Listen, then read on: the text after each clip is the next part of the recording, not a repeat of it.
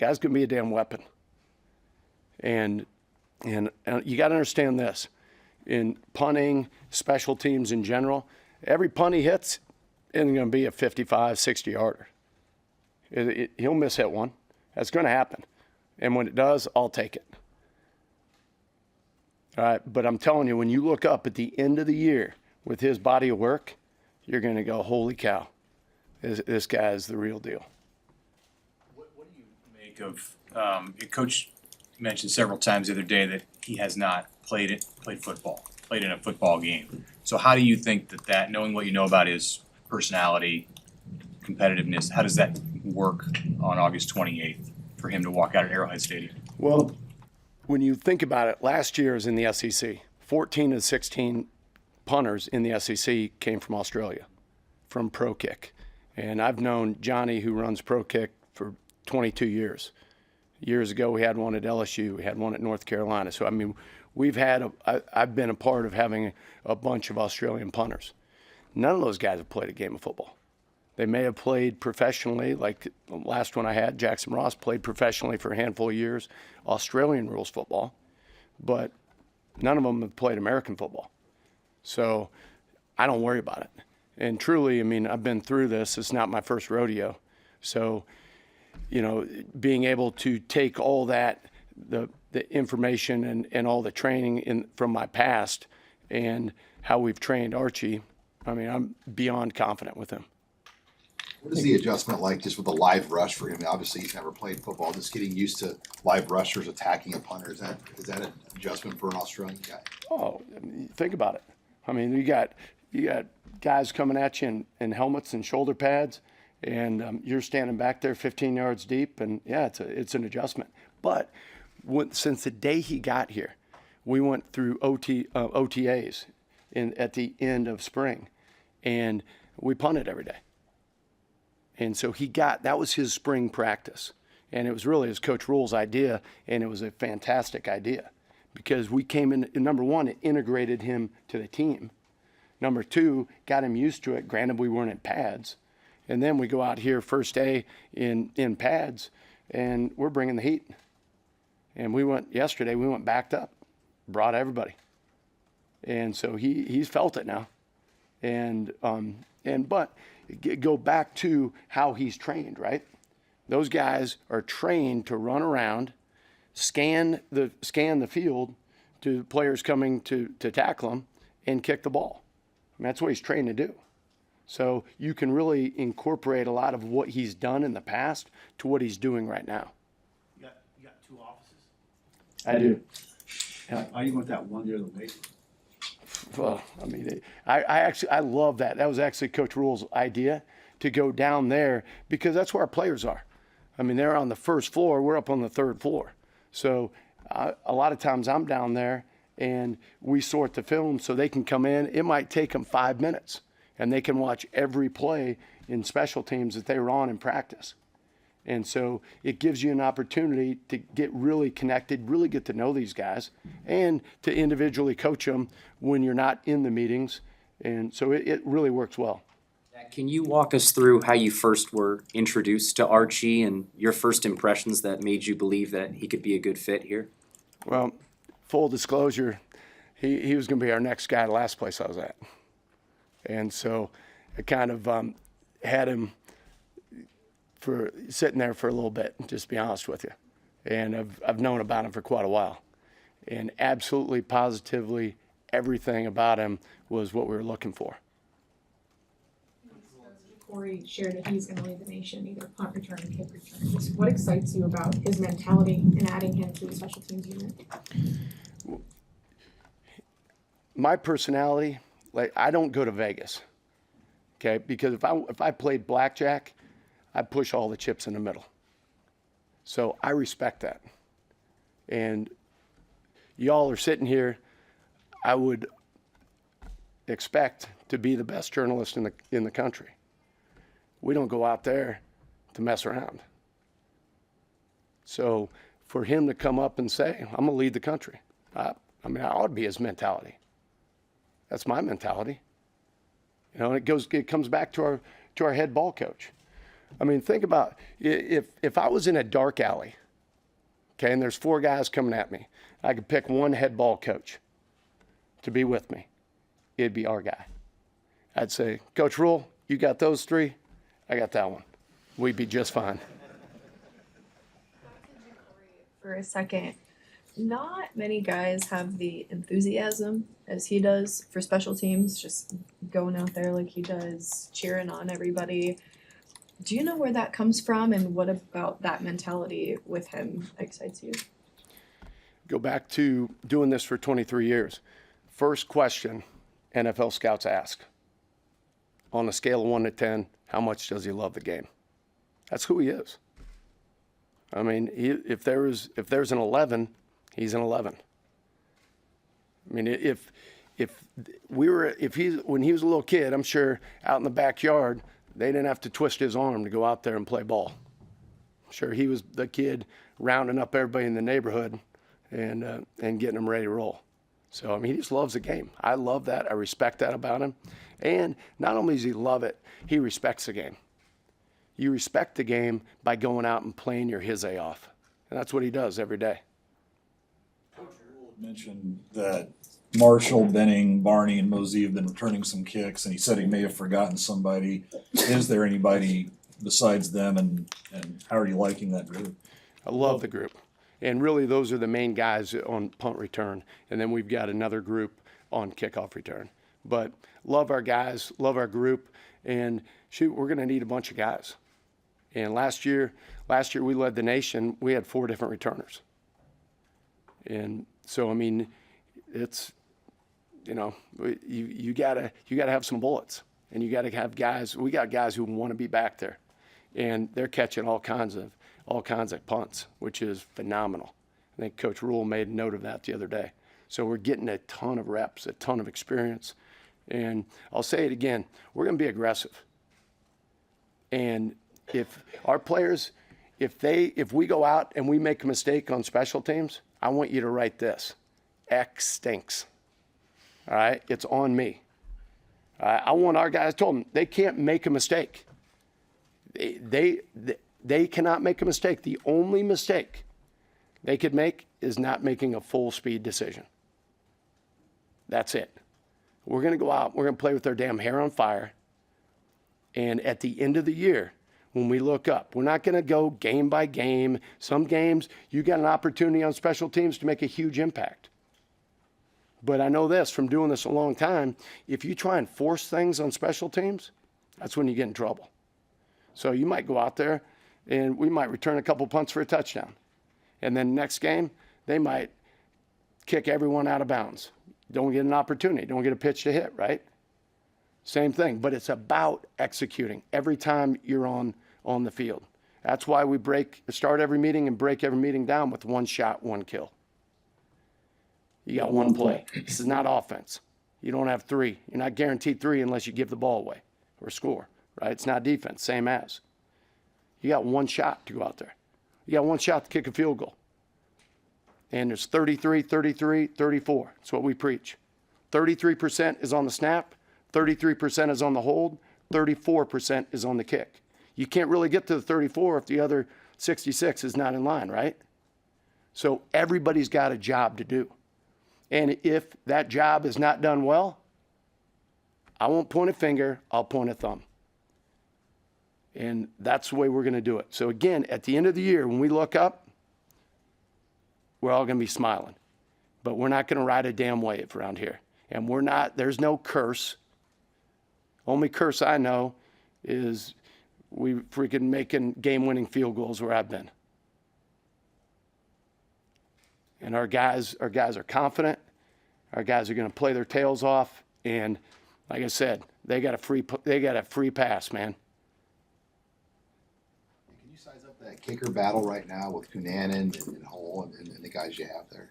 Yeah, we're going to. I won't get into where everybody's at, other than I'll just say this: at the end of next week, we'll name a guy, and we'll roll. And we got a close battle right now.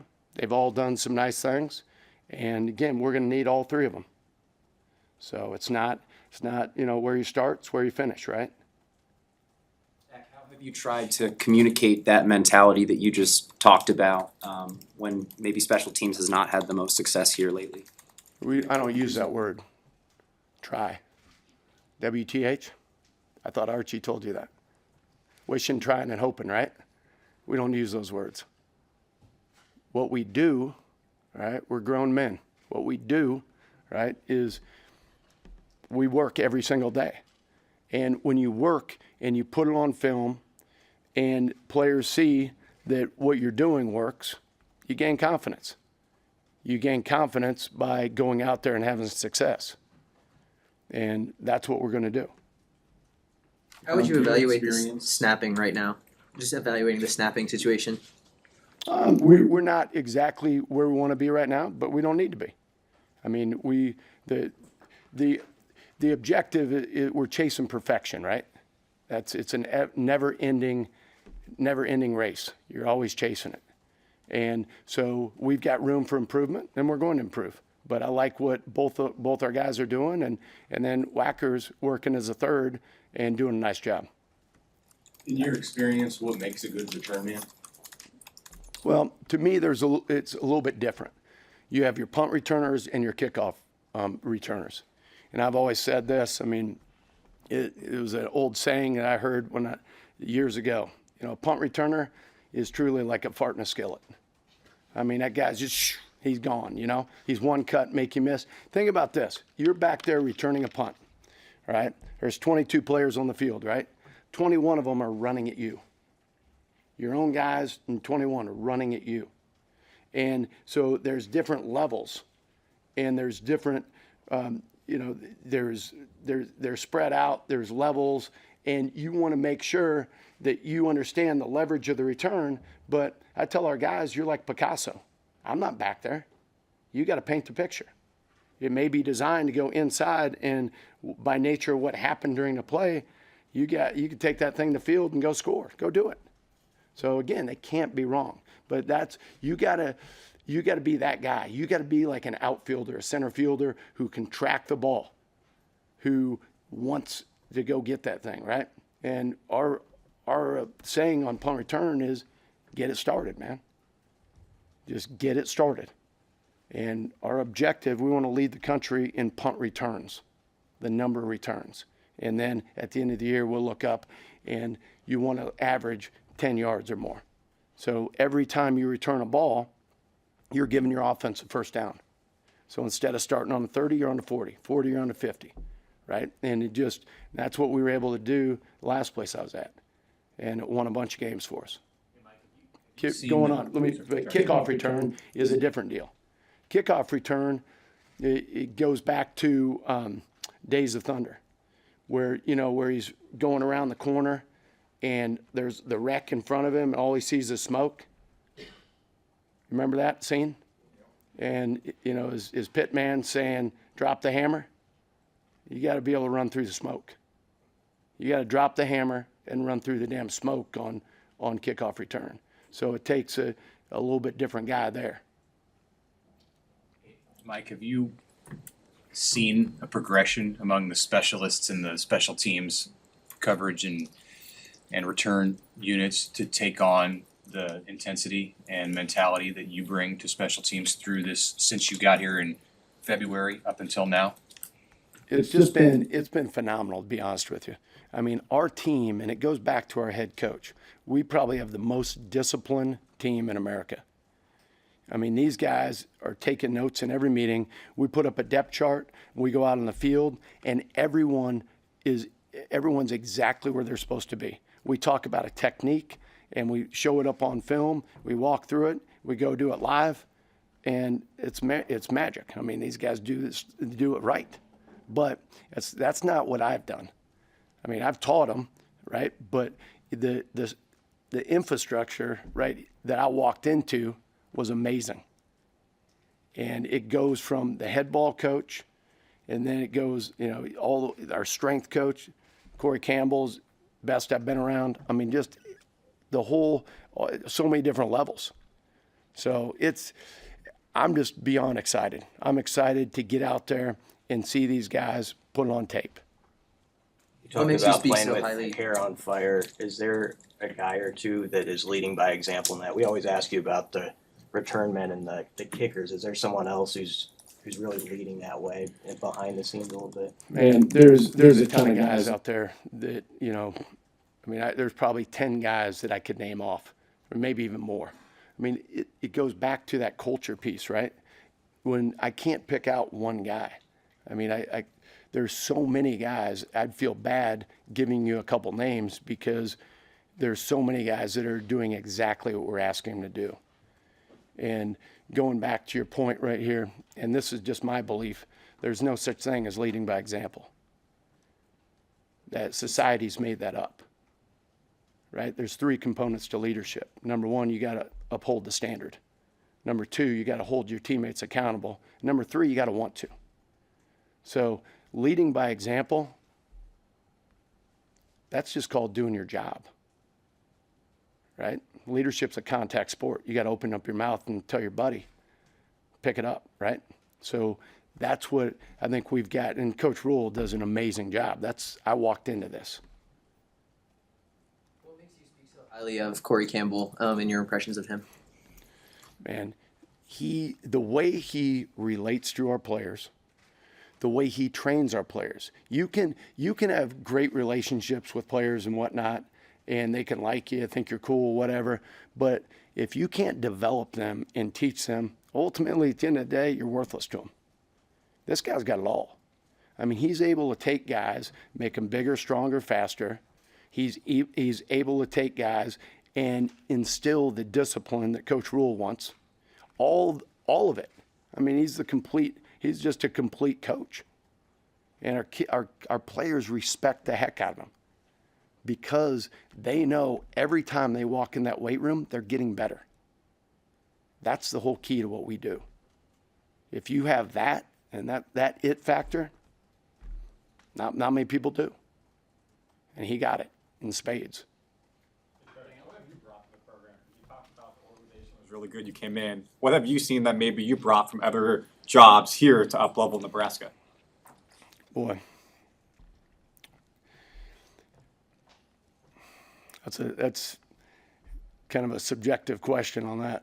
But I don't know. I believe that I'm a little bit different in the fact that I've had some very unique experiences. And with my experience for 23 years on the defensive side and coaching inside linebackers, which is kind of like coaching the quarterbacks of defense, the techniques of block destruction, the ability to understand and teach time and space, ball-me-man relationships, those things that's what I have my PhD in on the defensive side, the block destruction piece. And then being able to flip that around and understand how to combat it with blocking, because that's all this game's about, right? I mean, 95% of the time, you're either in block destruction mode, going to make a play on the ball, or you're blocking somebody. Only other times if you got the ball in your hand or you're getting the ball in your hand. So it's able to teach those base fundamentals and conceptually get our guys to understand have great field awareness of ball-me-man relationships in the time and space. I think that maybe that's probably one of my strengths. I don't know if I brought it, but I mean, that's kind of who I am. You gonna get a chance to use Vincent Shavers on special teams at all? Yeah, all those guys are open. I mean, coach is like, hey, coach told me, he's like, the objective's to be the best. That's the standard. And so go do it.